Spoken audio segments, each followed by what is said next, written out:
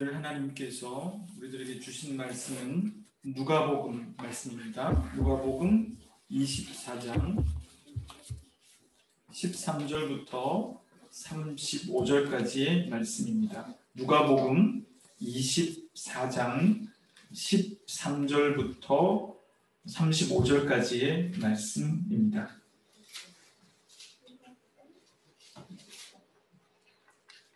조금 이야기가 긴 이야기인데요. 그래도 우리 집중해서 한 절 한 절씩 말씀을 읽어보도록 그렇게 하겠습니다.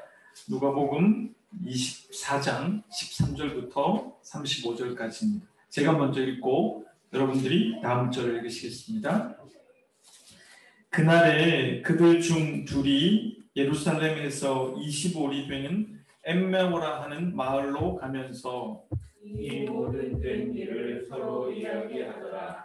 그들이 서로 이야기하며 문의할 때에 예수께서 가까이 이르러 그들과 동행하시나 그들의 눈이 가려져서 그인지를 알아보지 못하거늘 예수께서 이르시되 너희가 길 가면서 서로 받고 하는 이야기가 무엇이냐 하시니 두 사람이 슬픈 빛을 띠고 머물러 서더라. 그 한 사람인 블로가라 하는 자가 대답하여 이르되 당신이 예루살렘에 체류하면서도 요즘 거기서 된 일을 혼자만 알지 못하느냐. 이르시되 무슨 일이냐. 이르되 나사렛 예수의 일이니 그는 하나님과 모든 백성 앞에서 말과 일에 능하신 선지자이거늘 우리에게 제사장들과 관리들이 사형 판결에 넘겨주어 십자가에 못 박았느니라. 우리는 이 사람이 이스라엘을 속량할 자라고 바랐노라. 이뿐 아니라 이 일이 일어난 지가 사흘째요. 또한 우리 중에 어떤 여자들이 우리로 놀라게 하였으니 이는 그들이 새벽에 무덤에 갔다가 그의 시체는 보지 못하고 와서 그가 살아나셨다 하는 천사들의 나타남을 보았다 함이라. 또 우리와 함께한 자 중에 두어 사람이 무덤에 가 과연 여자들이 말한 바와 같음을 보았으나 예수는 보지 못하였느니라 하거든. 이르시되 미련하고 선지자들이 말한 모든 것을 마음에 더디 믿는 자들이여. 그리스도가 이런 고난을 받고 자기의 영광에 들어가야 할 것이 아니냐 하시고 이에 모세와 모든 선지자의 글로 시작하여 모든 성경에 쓴 바 자기에 관한 것을 자세히 설명하시니라. 그들이 가는 마을에 가까이 가매 예수는 더 가려하는 것 같이 하시니 그들이 강권하여 이르되 우리와 함께 유하사이다. 때가 저물어가고 날이 이미 기울었나이다 하니 이에 그들과 함께 유하러 들어가시니라. 그들과 함께 음식 잡수실 때에 떡을 가져다 축사하시고 떼어 그들에게 주시니 그들의 눈이 밝아져 그인 줄 알아보더니 예수는 그들에게 보이지 아니하시는지라. 그들이 서로 말하되 길에서 우리에게 말씀하시고 우리에게 성령을 풀어주실 때에 우리 속에서 마음이 뜨겁지 아니하느냐 하고 곧 그때로 일어나 예루살렘에 돌아가 보니 11 제자 및 그들과 함께한 자들이 모여 있어 말하기를 주께서 과연 살아나시고 시몬에게 보이셨다 하는지라. 함께 읽겠습니다. 두 사람도 길에서 된 일과 예수께서 떡을 떼심으로 자기들에게 알려주신 것을 말하더라. 아멘.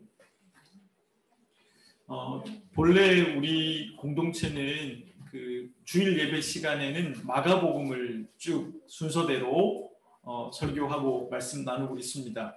요거를 순서 설교 혹은 강해 설교라고 하는데 제가 창세기 생각에서 밝혀드린 대로 목사가 설교 본문을 택하는 방법 여러 중에 순서대로 설교하는 것이 목사의 주관이 개입될 소지가 제일 적습니다. 그러니까 목회자가 설교 본문을 택할 때 자기의 주관이 개입될 가능성이 매우 높거든요.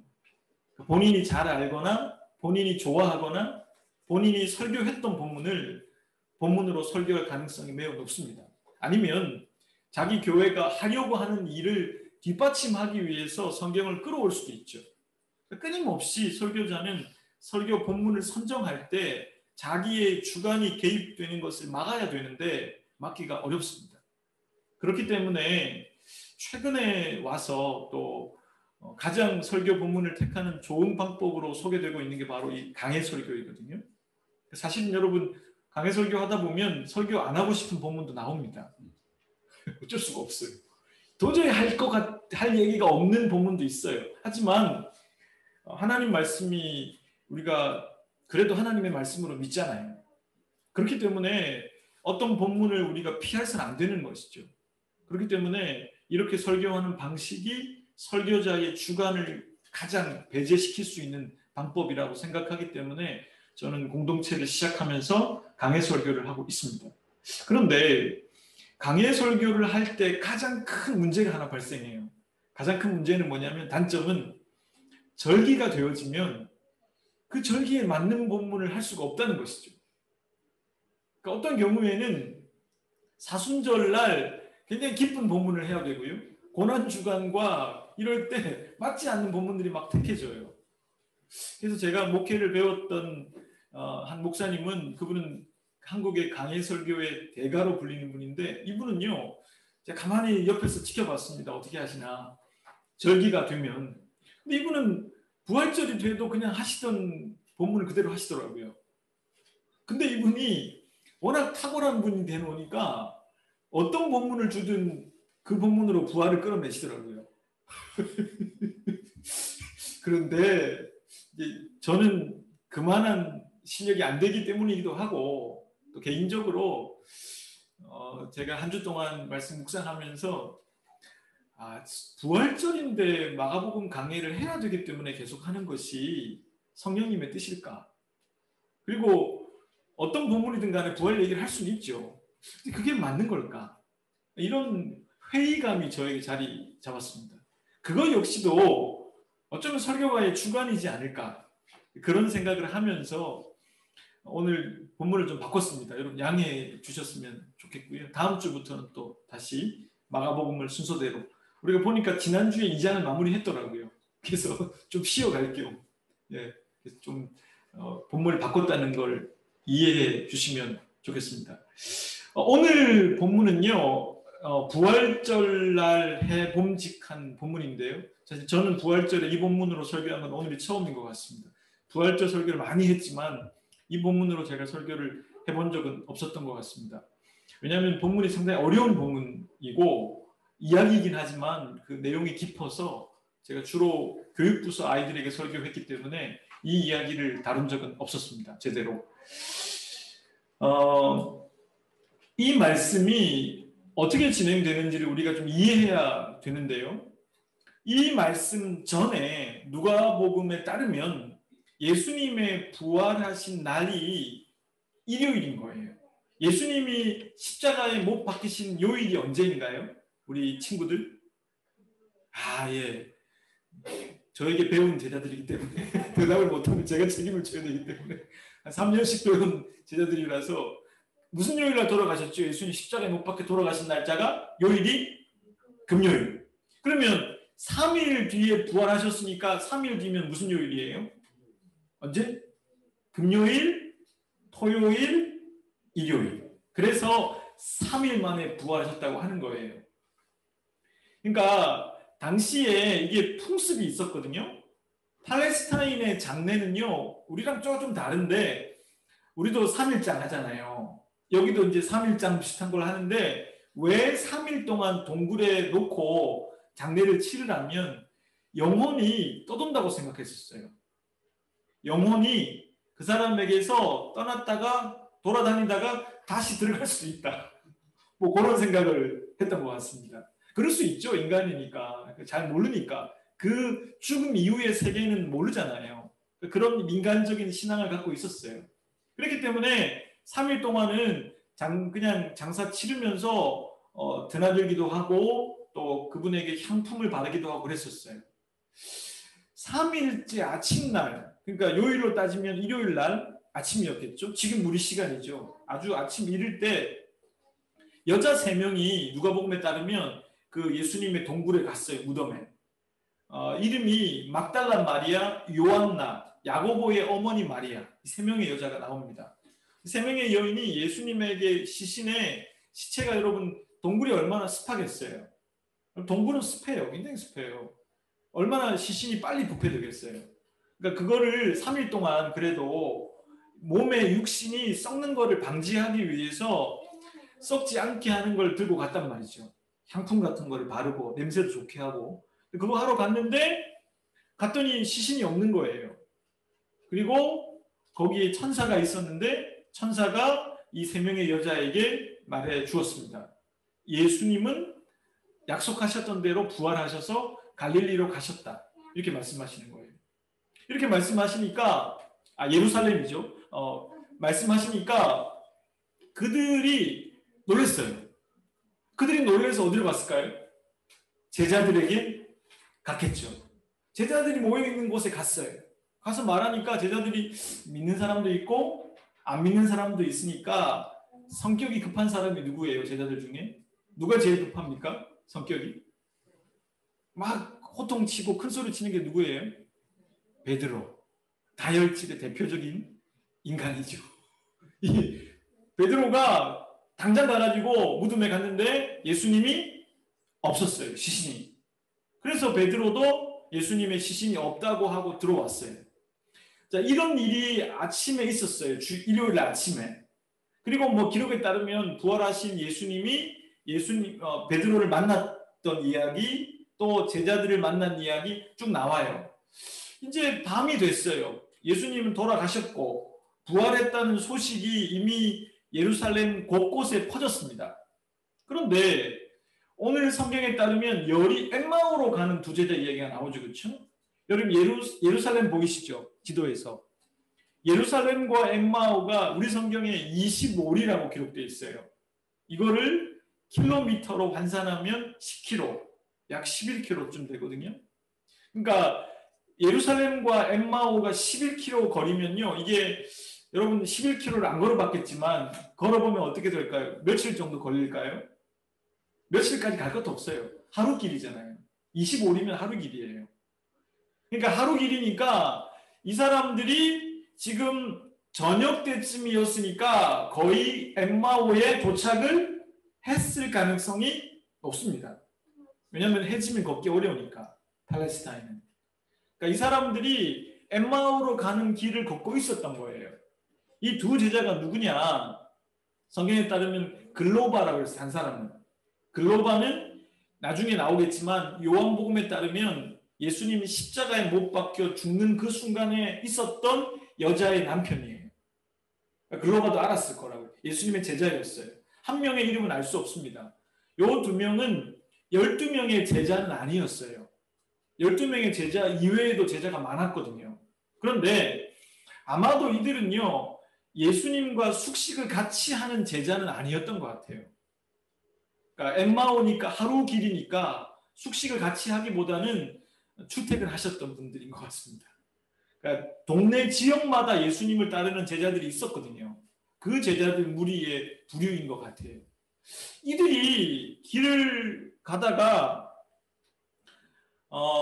무슨 이야기를 나누고 있었습니다. 이들의 이야기는 뭐였을까요? 당연히 예수님이 십자가에 못 박혀 죽은 이야기, 그리고 아침에 일어난 이야기, 여자들이 부활하신 예수님의 소식을 전한 이야기, 베드로도 뛰어갔다 왔는데 시신이 없다고 하는 이야기, 그런 얘기를 하면서 이들이 집으로 가고 있습니다. 여러분, 만약에 이 엠마오로 가는 두 제자, 글로바와 또 한 명의 제자가 부활을 믿었다면 집으로 갔을까요? 예루살렘으로 갔을까요? 집으로 갑니까? 예루살렘으로 갑니까? 예루살렘으로 가야지. 그러니까 이들도 못 믿는 거예요. 아니, 뭐가 부활을 해. 이거는 이제 예수님의 이야기는 이제는 좀 끝나는 것 같은 느낌을 가졌을 것 같아요. 여기서. 그래서 이제는 집으로 완전히 가는 거라고 생각할 수 있는 분위기죠. 엠마오로 돌아가고 있는 거예요. 돌아가고 있는데 예수님께서 그들에게 쫓아오셨어요. 부활하신 예수님께서 쫓아오셔서 그들을 보니까 이분들 표정이 어떠세요? 슬퍼. 슬픈 표정을 보이고 계세요. 성경에 따르면 이분들 표정이 슬펐대요. 당연하지. 본인들이 그래도 1년, 2년, 3년 안에 쫓았던 예수님이 십자가에 달려 돌아가셨습니다. 슬픈 표정으로 집으로 가고 있어서 이야기를 나누고 있으니까 예수님이 다가가셨어요. 그리고 물으셨습니다. 너희들이 지금 무슨 얘기하고 있냐? 다 아시면서. 그랬더니 이 제자들이 말합니다. 뭐 그것도 모르냐고. 예루살렘에서 무슨 일이 일어난지 그걸 모르냐고. 거기서 오면서. 그냥 다 알 법한 이야기였으니까. 그리고 예수님이 이야기 좀 해달라고 얘기하니까 이 제자들이 이야기하기 시작해요. 제자들이 이야기하는 걸 잘 들어보세요. 누군가가 모른 척하고 이야기하는 거. 뭐라고 하냐면 아니 예수라고 하는 사람이 있었다. 나사렛 예수. 근데 이 사람이 말과 일에 굉장히 탁월한 선지자였다. 뭐라고 해요 지금? 선지자라고 했어요. 예수님을 그리스도라고 하지 않았어요. 예수님을 메시아라고 하지 않았어요. 예수님을 주라고도 하지 않았어요. 뭐라고요? 선지자. 선지자였다. 탁월한 선지자였다는 거예요. 굉장히 이 표현이 잘 표현했는데 자기들이 믿는 그대로 표현해 준 거잖아요. 정확하게 표현했어요. 그렇게 얘기하니까 또 얘기합니다. 그런데 이 선지자를 대제사장들과 관리들이 십자가에 못 박아 죽어버렸다. 우리는 그 다음에 중요해요. 이렇게 말했어요. 그들이. 성경 자세히 보면 우리는 그 사람이 우리나라를 회복시켜 줄 거라고 믿었는데 아쉽다. 그 문맥이 나오죠. 그러니까 결국에는 그들이 예수님에 대해서 어떻게 생각했는지 다 나오는 거예요. 지금. 일을 잘하고 말씀 좋고 그리고 선지자 중에 탁월한 선지자고 그런데 그들이 예수님을 쫓았던 이유는 뭐예요? 이스라엘 나라를 회복시켜 줄 사람으로 생각했던 거. 여기서 회복이라는 거는 정치적인 회복이죠. 정치적 메시아, 경제적인 메시아죠. 왜냐하면 그때 가난했기 때문에 로마의 압제로부터 회복시키고 다윗의 때를 회복해서 경제적으로 부강한 이스라엘을 만들어줄 메시아 기대했거든요. 딱 나오잖아요 여기. 그러면서 이들이 근데 그가 아쉽게도 죽어버렸다 이렇게 말했습니다. 정확한 인식을 드러내줬어요. 그런데 그렇게 말을 하고 난 뒤에 이제부터 예수님이 기가 막힌 얘기들로 그들을 이끌고 나가십니다. 예수님이 그때서야 이제 화를 좀 내시는 듯한 모습이 나와요. 같이 하면 요거 약간 화난 목소리로 읽으셔야 돼요. 읽어볼까요? 시작. 이르시되 미련하고 선지자들이 말한 모든 것을 마음에 더디 믿는 자들이여 그리스도가 이런 고난을 받고 자기의 영광에 들어가야 할 것이 아니냐 하시고 그러니까 이렇게 정확하게 그들을 말씀하셨어요. 미련하다는 것은 이해를 못한다는 거예요. 말씀을 이해를 못한다는 거예요. 전혀. 그리고 더디 믿는다는 건 뭐예요? 믿지 않고 있다는 것이죠. 굉장히 오래 걸린다는 거예요. 사실은 선지서에 다 예언되어 있잖아요. 구약에. 고난을 받고 영광을 입는 게 누구예요? 그리스도. 예수 그리스도. 근데 그분을 모르고 있다는 거예요. 그렇게 말씀하고 난 뒤에 예수님께서 어떻게 하셨습니까? 모세부터 시작해서 출애굽기부터 선지서, 대선지서, 소선지서, 구약의 거의 대부분을 풀어주시면서 자기 자신에 대해서 성경이 말하고 있다는 것을 알려주셨어요. 여러분 이거 비슷한 장면 떠오르시죠? 사도행전에 나오는 에티오피아의 내시, 여왕 간다게의 내시가 갈 때에 말씀을 풀어주는 역사. 그러니까 사실은 성경을 제대로 가르쳐준 것이죠. 성경을 제대로 가르쳐주고 나니까 이들이 뒤의 문맥에 따르면 마음이 뜨거워졌다고 얘기하고 있어요. 자기들이. 눈을 들어서 보게 된 것이죠. 풀어주신 다음에 예수님께서 예수님 참 재미있으세요. 같이 계시고 싶은데 뭐라고 하시냐면 다 온 것 같아요. 엠마오에. 왜냐하면 밤이니까. 11km쯤 되니까 10km. 다 온 것 같아요. 그래서 예수님이 본인은 더 길을 가는 것처럼 말씀하셨어요. 나는 더 가겠습니다. 마음은 아닌데. 그랬더니 이 사람들이 뭐라고 하죠? 아이고 뭐 어두운데 어디 가시려고 그러냐고. 우리랑 같이 지내시자고. 하룻밤 재워드리겠다고. 그러면서 이 사람들이 뭘 하죠? 뭘 먹잖아요. 빵을 먹고 아마 포도주를 마셨을 것 같아요. 물도 마시고. 그때 예수님이 성경에 축사하셨다고 돼 있어요. 이건 어디에 나오는 장면이죠, 여러분? 용어가 오병이어 할 때 빵을 들고 축사하신 다음에 나누어 주셨다 돼 있잖아요. 그걸 똑같이 재현하신 거예요. 용어가 똑같아요. 그러니까 이 제자들이 그때서야 눈이 밝아져서 그분이 예수님인지를 알아보게 됐다고 기록되어 있어요. 그러면서 그들이 얘기하죠. 아니 봐라. 우리가 아까 말씀 들을 때 말씀 풀어주실 때 마음이 뜨거워지지 않았냐. 이때서야 그때 마음도 이해가 가고 다 이해가 가기 시작하면서 이들이 그걸 눈을 뜨고 나서 뭐 했는지 성경이 이렇게 기록하고 있습니다. 곧 어디로 갔습니까? 예루살렘으로 중요한 건 곧이에요. 그 말을 바로 듣고 눈을 보자마자 예루살렘으로 돌아갔습니다. 예루살렘으로 돌아가서 모여있는 11명의 제자들에게 예수님의 부활을 얘기했어요. 그리고 소문이 들렸거든요. 베드로가 부활하신 예수님을 만났다는 소문도 못 믿었는데 이제 어떻게 돼요? 믿게 됐다고 기록되어 있습니다. 이렇게 가서 그들도 자기들이 겪은 이야기를 해주게 돼요. 이게 이제 이 엠마오로 가는 두 제자 이야기의 핵심인데요. 결론은 뭐냐면 집으로 돌아가 버리던 엠마오로 돌아가던 제자들이 부활하신 예수님을 만나서 예루살렘으로 돌아가는 이야기잖아요. 앞을 보지 못해서 앞이 가리워졌던 두 명의 제자가 제대로 보게 되어지는 얘기잖아요. 미련했던 그들이 뭔가를 깨닫게 되는 시간이잖아요. 이해되시죠? 자, 그러면 저는 오늘 여러분들에게 부활절이니까요. 우리를 여기 한번 대입을 해보면 좋을 것 같아요. 우리가 어떤 사람들인가 좀 생각해 보면 좋을 것 같은데요. 좀 미안하지만 옆에 있는 분들에게 이렇게 한번 해보겠습니다. 우리는 미련하고 더디 믿는 자들입니다. 그래서 엠마오로 가버립니다. 이게 중요한데 여러분 생각을 해보시길 바랍니다. 지금 이 두 제자의 모습은 사실은 생각을 해보면 누구의 모습에 가까워요? 다른 사람 얘기할 것도 없어요. 누구에 가깝습니까? 나의 모습에 너무 가깝지 않습니까?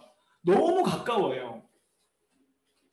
이 사람들은 사실은요, 아까 제가 말씀드렸는데 요한복음에 따르면 글로바가 어떤 사람이냐, 글로바의 아내 마리아라 그랬죠. 성경에 마리아가 너무 많이 나와. 헷갈려 죽겠어요. 또 마리아 또 마리아. 그러니까 여러분 막달라 마리아, 야고보의 어머니 마리아, 글로바의 아내 마리아 다 다른 사람이에요. 그러니까 그 같다고 생각하시면 안 되지. 여기 다른 마리아인데 또 다른 마리아. 그러니까 글로바라는 사람은요 굉장히 사실은 예수님과 가까웠던 제자 같아요. 이걸 통해서 볼 때. 그러니까 예수님을 굉장히 가까이에서 보필하고 따랐던 제자란 말이에요. 그런 제자인데 그런 제자가 예수님의 부활을, 사실 여러분 예수님은 부활을 몇 번 말씀하셨잖아요. 내가 죽을 것이고 부활할 것이다. 내가 고난을 받고 영광을 얻을 것이다. 사람이 자기 십자가를 져야 된다. 그런 얘기 많이 하셨거든요. 그런데 예수님을 가까이에서 보필했던 것으로 보여지는 글로바라는 제자와 또 한 명의 제자가 못 믿는 거예요. 근데 믿을 만한 요소들이 있었잖아요. 아까 말씀드린 3명의 여자가 갔을 때 믿을 수 있었어요. 그 이야기를 들었을 때. 베드로가 빈 무덤을 발견한 이야기를 들었을 때도 믿을 수 있었어요. 그리고 아마 그 11명의 제자들과 함께 모여있는 예루살렘의 그 공동체, 거기는 예수님이 부활했다는 소식에 대해서 찬반이 있었을 거예요. 그 안에도. 그러면 이 2명의 제자가 엠마오로 돌아가 버렸다는 건 뭘 뜻합니까? 믿지 못했다는 거예요. 믿기가 어려웠던 거죠. 그리고 그들을 이렇게 표현했어요. 미련하다고. 그렇죠? 미련하다는 말의 원형은 이런 뜻이에요. 이해하지 못한다. 이 사람들이 성경을 읽었지만 이해를 못했던 거예요. 성경을 읽었는데 이해를 못하고 있습니다. 여러분, 라틴어로요, 재밌는 말이 있어요. 어리석다라는 말이 있거든요. 근데 찾아보면 그 어리석다는 말의 그 기원이 어딘지 아세요? 듣지 못한다는 거예요. 그러니까 어리석은 거는 어떻게 생기냐면 제대로 듣지 못하면 어리석게 되는 거예요. 그럼 미련한 거죠, 이게 바로. 이해를 못하니까. 봐도, 들어도. 지금 이 제자들의 상태는 들어도 제대로 듣지 못하는 상태, 눈도 가리워진 상태, 그렇기 때문에 그들은 집으로 돌아가 버리는 상태라는 거예요. 왜 그럴까요? 그들의 눈이 왜 가리워졌을까요? 그들은 본문에 따르면 예수님을 쫓고 따랐던 이유가 뭐예요? 다 나왔잖아요. 예수님 모른 척하고 물어보셨을 때. 자기 나라의 독립이었어요. 그러니까 자신의 영혼을 위한 어떤 구원의 문제가 아니고 정치적인 독립을 위해서 자기 목적을 위해서 예수님을 쫓았거든요. 눈이 어두워진 거죠. 여러분, 그렇기 때문에 그들은 제대로 예수님을 만날 수 없었어요. 여러분, 이 말씀이 결국 의미하는 게 뭐겠습니까? 저는 이렇게 이해를 하면서 어떤 마음이 들었냐면, 사실은 부활하신 예수님을 만나기 전까지 이들이 이럴 수밖에 없었던 마음이 이해가 가요. 여러분, 부활이 어떤 의미예요? 부활이 만약에 없다면 어떻게 됩니까? 기독교는? 이런 결론이 돼요. 부활이 안 일어났으면, 그게 사실이 아니라면 이런 일이 벌어지는 거죠. 우리가 믿었던 게 다 무너져요. 어떻게 해요? 어둠이 빛을 이기는 거잖아요. 그렇지 않습니까? 악이 선을 이기는 거잖아요. 그렇죠? 그 예수님을 못 박았던 대제사장들과 관리들의 정치적인 권력이 하나님 나라를 이기는 거잖아요. 인간의 욕망과 야심이 사랑의 길을 이기는 거잖아요. 부활이 안 일어났으면. 그렇죠, 여러분? 그러면 이들이 부활을 믿지 못했기 때문에 집으로 돌아가는 것은 당연한 거죠. 그렇잖아요. 악이 이기는데 뭐. 어둠이 이기는데 뭐. 세상의 권력이 하나님 나라를 이기는데 뭐. 뭐하러 내가. 이런 마음을 가질 수가 있는 거죠. 그러니까 우리가 살아가는 삶에서 굉장히 많은 시간 우리는 눈이 가리워질 것이고 귀가 들리지 않아서 어리석어질 것이고 우리는 그렇기 때문에 많은 경우에 집으로 엠마오로 돌아가 버릴 가능성이 많습니다. 여러분 그렇지 않습니까? 우리의 일상 속에서 우리는 아닌 것 같아도 굉장히 여러분 그리스도인으로 살아가는 게 어려운 것 같습니다. 그렇죠, 여러분? 여러분 헬레나오에는 그리스도인들이 권태를 느낀다고 고백했어요. 권태. 권태는 뭡니까? 의미가 없는 거야. 의미가 없는 거예요. 그러니까 그리스도인이 일상을 살아갈 때 직장 생활을 하거나 바쁜 일상 속에서의 권태를 느끼는 건 나는 하나님 나라를 살아가고 있어요. 나는 보다 의미 있는 걸 추구하려고 해요. 그런데 일상의 사람들의 모습은 어때요? 그게 아니거든요. 돈이 아니면 자기 야심이 아니면 자기의 어떤 걸 내세우는 것에 집중하고 있거든요. 바쁘고. 그럴 때 나는 권태를 느끼는 거죠. 이게 무슨 의미가 있나 나만 이러는 게. 그러면서 굉장히 우울해지는 것이 그리스도인들의 삶이라는 거예요.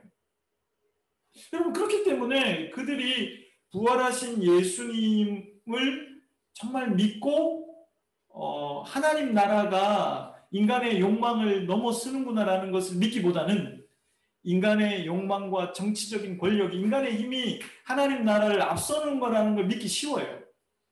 그럼 어떻게 될까요? 그냥 다시 돌아가 버리는 것이죠. 여러분 그리스도인은 어떻게 시작돼요? 창세기 생각 12장에서 배웠잖아요. 믿음은 어떻게 시작됩니까? 떠나는 걸로 시작돼요. 갈대와 우르를 떠나서 하란에 머물고 있었던 아브라함 가족들에게 하나님이 말씀하시잖아요.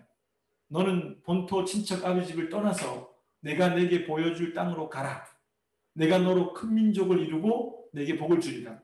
그러니까 믿음의 시작은 하나님을 더 믿는 거예요. 하나님의 나라를 더 믿는 거예요.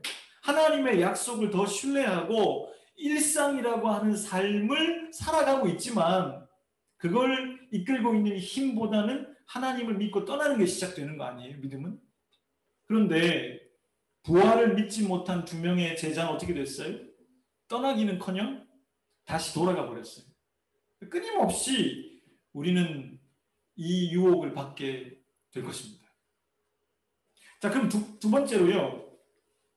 어떻게 그럼 보게 됐나? 어떻게 예루살렘으로 돌아갔나? 이걸 생각해 보려고 그래요. 이거 알아야 되니까, 그렇죠? 첫 번째는 말씀이었어요.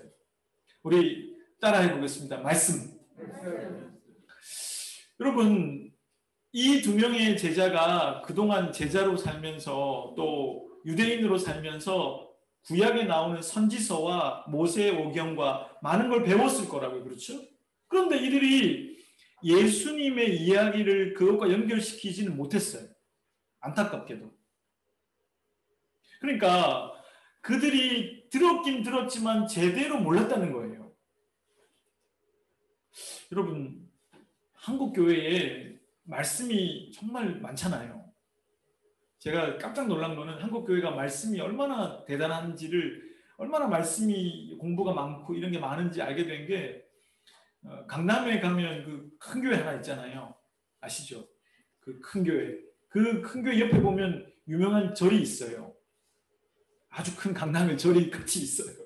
그런데 진짜 이거는 실화예요. 제가 직접 들었어요.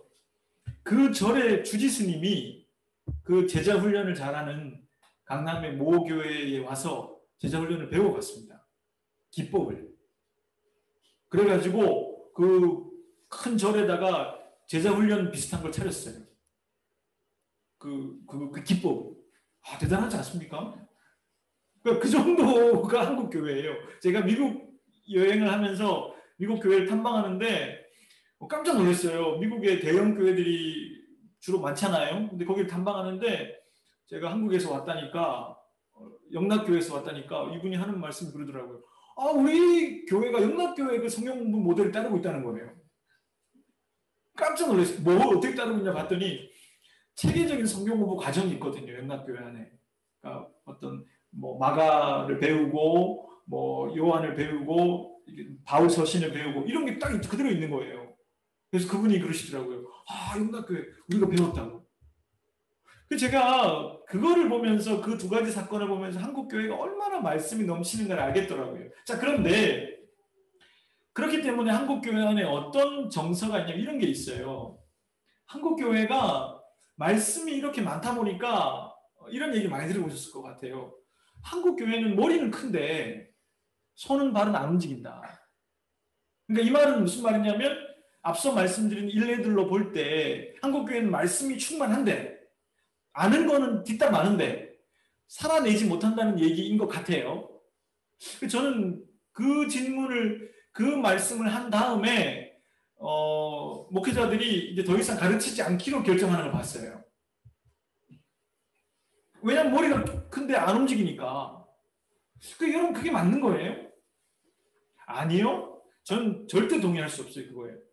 한국 교회가 말씀이 많고 머리가 커졌다는 거는 그만도 전 동의가 안 돼요. 무슨 말이냐면 한국 교회가 제대로 성도들이 살아가지 못하는 건 제대로 모르기 때문 아닐까요? 그러니까 많이 들었다고 하지만 성경을 제대로 배웠다고 하지만 정말 제대로 배웠으면 그럴까요? 저는 그럴 수 없다고 생각해요. 어떻게 성경을 제대로 배웠는데 그렇게 살아요? 제가 이번 주간에 병원에 갈 일이 있어서 평소에 양평에 친하게 지내는 주치의로 모시는 선생님 있는 병원에 가서 제가 혈압도 좀 재고 뭐 그랬는데 이 선생님이 제 병에 관심이 없고 혈압도 높게 나왔는데 좀 이분이 목사님 제가 와보니까 계속 저한테 질문을 하시는 거예요. 나는 지금 내 건강에 관심이 있는데 이 의사 선생님이 저를 보자마자 하시는 게 첫 마디가 그거예요. 목사님, 내 질문 대답 좀 해보라고. 왜요? 그랬더니 내가 그 장로한테 사기를 당했다고. 근데 이 사람이 나한테 이렇게 얘기한다고. 하나님이 다 용서해 주셨다고 자기를. 우리가 다루었던 주제 아닌가요? 미리암? 이거는 어떻게 해야 되냐고. 이 사람을 내가 용서해야 되냐고. 제가 뭐라 그런지 아세요? 이렇게 얘기했습니다. 선생님, 그분 크리스찬 아닙니다. 사기꾼입니다. 그게 무슨 크리스찬이에요. 그리고 그럼 어떻게 해야 되냐고 나보고. 고소하셔야지. 뭘 용서하기는 뭐 개뿔물 용서를 해. 그러면 또 그러지 그 사람은. 그렇게 얘기 드리면서 제가 마음이 씁쓸하더라고요. 그분이 그 환자가 왔는데 말이지 환자를 보지도 않고 그러면서 나와서 제가 이게 이제 간호사분이 저한테 그러시더라고요. 아니 선생님 혈압이 좀 높게 나오셨는데 여기서 한 번 더 재보시죠 그랬더니 그러면서 그 간호사분이 웃으시면서 요즘 선생님이 너무 괴로우셔요. 그러니까 여러분 많이 알아서 머리가 커져서 삶이 괴리되는 게 아니라고 봐요 저는. 제대로 모르기 때문 아니겠어요? 만약에 그런 얘기를 하면서 제대로 가르치지 않으면 한국 교회는 희망이 없을 거예요. 어디서 희망을 찾아요? 칼 바르트라는 신학자가 아주 멋있는 얘기를 했어요. 말씀은 삼중성이다. 이거를 세 개가 똑같다고 얘기했어요. 그만큼 이 세 개가 중요하다. 말씀의 계시가. 첫 번째, 기록된 말씀. 두 번째, 말씀으로 오신 예수 그리스도. 세 번째, 선포된 말씀. 근데 이게 선포된 말씀에 대해서 논란이 많습니다. 과연 목회자의 설교가 과연 예수 그리스도와 기록된 말씀의 반열에 들 수 있을 것인가? 근데 이제 바르트는 그 얘기를 할 때 자기는 똑바로 설교하고 있으니까 그렇게 얘기할 수 있었던 것 같습니다. 제가 볼 때는. 오늘 여러분 이 엠마오로 가는 두 제자에게 말씀을 풀어주시는 예수님에게 세 가지가 다 보이잖아요. 그렇죠? 첫 번째, 선지서와 모세의 말씀, 기록된 말씀을 풀어주셨잖아요. 두 번째, 말씀 그 자체이신 예수 그리스도가 풀어주셨잖아요. 세 번째, 선포하셨잖아요. 가르쳐 주셨으니까. 그러니까 여러분, 말씀이 정말 말씀으로 의미 있게 우리에게 다가오냐 안 오냐가 중요한 것입니다. 말씀에 문제가 있는 게 아니에요. 말씀을 잘 안다고 생각하는 사람들이 저는 더 큰 문제라고 생각해요. 뭐 알긴 뭘 알아요. 잘 모르죠. 저도 잘 모르겠어요. 성경을 읽으면 읽을수록 어렵습니다. 그러나 예수님께서 말씀을 풀어주신 것들이 있잖아요. 그렇죠? 여러분, 그래서 여러분들이 정말 혼자만의 시간을 가질 때 읽으셔야 할 본문들은요. 제 생각에는 예수님의 비유 있잖아요. 예수님이 직접 하신 말씀들. 성경 읽다 보면 색깔 다른 거 있죠. 예수님의 말씀들 이런 것들을 좀 깊이 생각해 보시는 시간이 제일 좋을 것 같아요. 그런 다음에 예수님이 풀어주신 다음에 구약을 읽으셔야 구약에 오류가 없습니다. 자칫 잘못하면 구약은 그냥 내가 해석하고 싶은 대로 해석하게 될 가능성이 매우 높은 책이거든요. 여러분 말씀이 우리에게 정말 말씀으로 올 때 어리석음이 깨우쳐지고 보게 되는 것 같습니다. 두 번째는요. 부활을 직접 경험해야 돼요. 우리 옆 사람을 통해 인사해 보겠습니다. 예수님께서 정말 부활하셨습니다. 정말. 여러분 오늘 이 본문을 읽으면 느껴지는 게 있어요. 예수님의 부활 소식을 간접적으로 들었잖아요. 처음에 3명의 여자, 베드로의 이야기, 뭐 이런 얘기를 들었는데 이 사람들이 그런 얘기를 들어도 믿어지지 않았잖아요. 그런데 예수님께서 이들이 직접 이들 스스로 믿도록 장치를 만들고 계세요. 아까 본문 보셨죠? 엠마오 도착했는데 가버리시잖아요. 갈 것처럼 하셨어요. 왜요? 그들이 정말 원해서 나와 함께 있기를 원하는가를 보신 거 아니겠어요? 그렇죠? 그런 장치를 만드셨고 그들과 밥을 먹을 때 오병이어의 모습을 그대로 하셨잖아요. 왜요? 그들 스스로 그때 예수님과 지금의 예수님을 오버랩 시켜보기를 원하셨던 거예요. 그러니까 예수님의 의도적으로 부활하신 예수님을 직접 경험할 수 있도록 도와주고 계신 것이죠. 그러니까 여러분, 예수님의 부활을요, 다른 사람이 뭐 어떻게 했다가 중요한 게 아니라 내가 과연 예수님의 부활을 경험하느냐, 내 삶으로. 그게 중요해요. 이건 무슨 얘기겠어요? 아까의 반대죠. 여러분, 부활이라는 소설에 보면 톨스토이의 그 남자 주인공이 나오잖아요. 이름도 어렵지만 네흘류도프. 이 사람이 어떻게 해요? 이 사람이 부활하잖아요. 언제 부활합니까?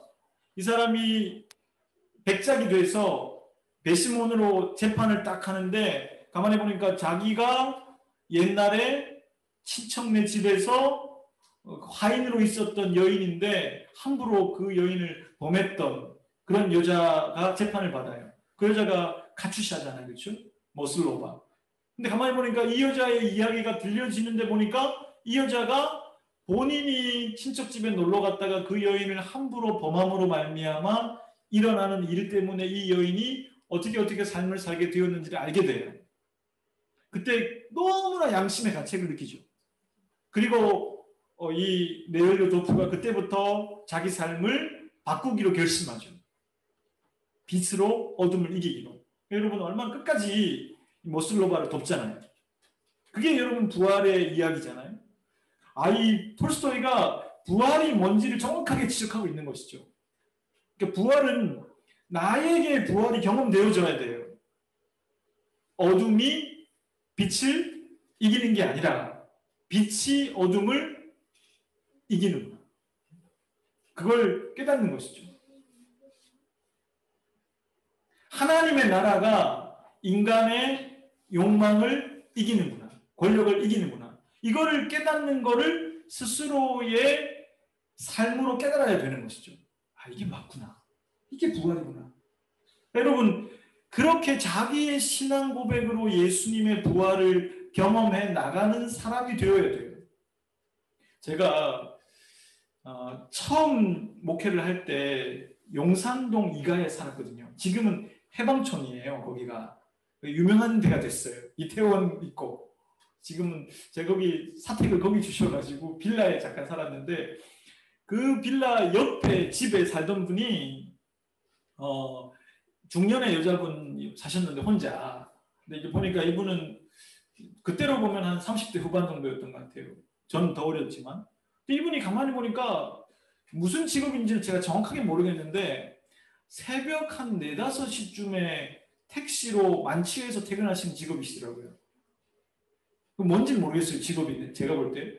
근데 이제 이분이 이제 저하고 이렇게 옆집 사니까 서로 뭐 인사도 나누게 되잖아요. 근데 이분이 제가 새벽기도 갈 때 마주치게 될 때가 많잖아요. 나는 새벽기도 가고 그분은 퇴근하시고. 근데 이분이 제가 성경책 끼고 새벽기도 가는 걸 아시는 거죠. 왜냐면 보이니까 그렇게. 그러니까 이분이 퇴근하시면서 이제 하시는데 제가 몇 번 그분을 봤는데 그분의 눈빛에서 제가 무엇을 읽을 수 있는지 아세요? 그분이 저를 똑바로 쳐다볼 수 있을까요? 없을까요? 있을까요? 없을까요? 못 쳐다보시더라고요.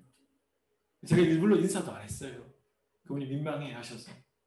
그런데 그때 제가 깨달은 게 있어요. 뭡니까? 사람이 자기 삶을 허비하거나 혹시나 빛 가운데 걸어가지 못하는 사람이라고 해도 무엇이 옳은지 알아요? 몰라요? 안다는 거예요. 그 뭐예요? 빛 가운데 걸어가는 게 자기 욕망대로 살아가는 것보다 훨씬 더 바른 삶이라는 거 알아요? 몰라요? 안다는 거예요. 그러니까 저를 못 쳐다보지. 나중에는 뭐 무슨 일이 있어서 부탁하실 때 부탁하시더라고요. 전도사인 줄 알아가지고 제가 도와드린 적도 있는데 그때 제가 깨달았습니다. 부활을 경험한 것 같아요. 이런 것이구나. 여러분 결국엔 말씀을 제가 좀 마무리하면서 우리 친구들을 보니까 좀 스킵하고 넘어가야 될 것 같아가지고 나중에 좀 우리 나누기로 하고, 일요일날 예배를 왜 드릴까요? 일요일날 왜 예배 드릴까요? 원래 구약에는 토요일날 예배 드렸잖아요. 안식일은. 자, 왜 일요일날 예배 드릴까요? 왜 일요일 예배 드릴까요? 예수님이 부활하신 요일이 언제예요? 주일이니까. 이해되시죠? 그러니까 개신교와 카톨릭이 유대교와 달리 예배 드리는 요일을 주일로 바꾼 이유는 일주일에 한 번씩 예수님의 부활을 기념하겠다는 거예요. 그러니까 신학적으로는 매주일이 뭐예요? 부활절이에요. 오늘은 큰 부활절이고 매주일은 작은 부활절인 거예요. 그러니까 부활절은 뭐 하는 날이냐? 엠마오로 가다가 매주일 정신 차리고 다시 예루살렘으로 돌아가는 날이 뭐 하는 날이에요? 주일이에요. 눈을 또 가리워져가지고 쓸데없는 거 보고 있다가 네. 다시 정신을 차리고 봐야 할 것들을 보는 날이 언제예요? 주일이에요. 그럼 여러분 부활절날 계란은 왜 먹을까요? 이건 여러분 사실은 다른 종교에서 온 거긴 한데 이교도에서 사용했던 상징이긴 해요. 하지만 기독교가 이거를 사용한 이유는 너무나 좋은 메시지가 숨어있기 때문이죠. 뿅아리 입장에서 계란 껍데기가 무겁죠. 굉장히 두꺼워요. 개 입장에서 보면. 하지만 생명의 힘이 아무리 어둡게 만들어버리는 계란 껍데기도 깨고 나올 수 있어요? 없어요? 있죠. 그러니까 생명이 어둠을 이긴다. 빛이 어둠을 도말한다. 이런 뜻으로 이 계란을 사용하기 시작했어요. 우리는 사실은 구워나 삶아서 먹으면 안 되는데 계란을 부화시켜야 그 뜻이 맞는 건데 어쨌든 계란을 먹으면서 그걸 다시 기억하자는 게 부활절의 상징인 계란의 의미라는 것이죠. 오늘 말씀을 맺을 텐데 우리 모두가 오늘 부활절을 보내면서 또다시 예루살렘으로 돌아갈 수 있기를 바랍니다. 미련하고 더딤 있는 우리가, 어리석은 우리가 제대로 볼 수 있게 되기를 바랍니다. 같이 기도하겠습니다.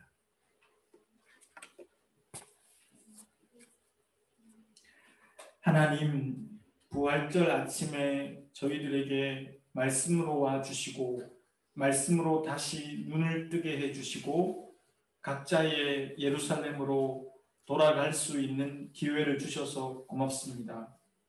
바쁜 업과 일상을 살아가면서 저희들은 눈을 뜨지 못할 때가 많고 다시 엠마오로 돌아가 버릴 때가 많습니다.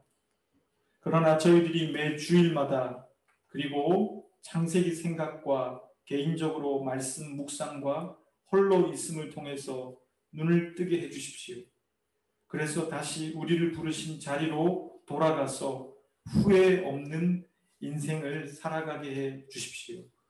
예수 그리스도의 이름으로 기도드립니다. 아멘.